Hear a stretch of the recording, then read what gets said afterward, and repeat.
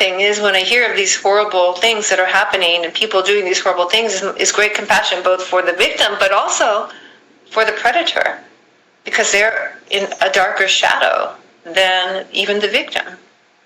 And so there's just compassion, there's just love. A story that's poignant that I never forget is this woman sage, and this is apparently a true story. There was a sage in India. She was this little Indian woman sage, and people from all over the United States, all over India, all over Europe would come and see her. She was just this beautiful soul.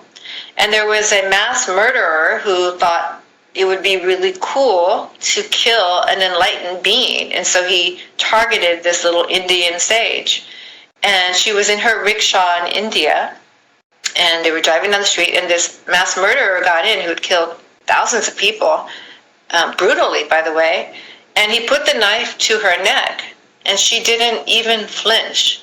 She looked at him and she said, "If you must do it, please don't suffer."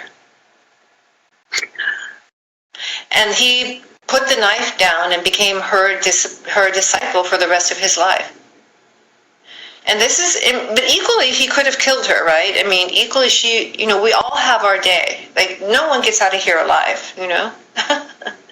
So she had already made peace with her own destiny, and she didn't want to create any karma by judging this person or by fighting against the wave of energy that was coming toward her, which would create a ripple, which would create karmic forces. So she said, "Please, if you must do it, do not suffer."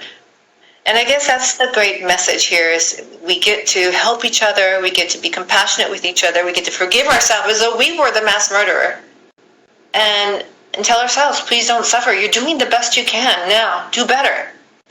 Do better. That's the point, And each moment, I always say, it's like this shifting of the compass. You can't jump over tall buildings in a single leap like Superman, but what you can do is, when you could be cruel, be kind. When you could hurt, help. When you could abandon, stay. Even if it's just one more breath, stay.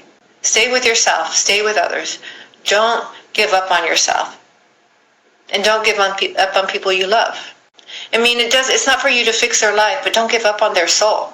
Everyone will find their way. This lifetime, another lifetime. It's not for us to say.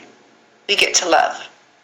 I like to say this, but then I also say, have strong boundaries for yourself, please. Because this is not a willy-nilly thing. It's like, I can love you, and there's people in my life who I love who are not welcome in my existence, in my sphere of existence.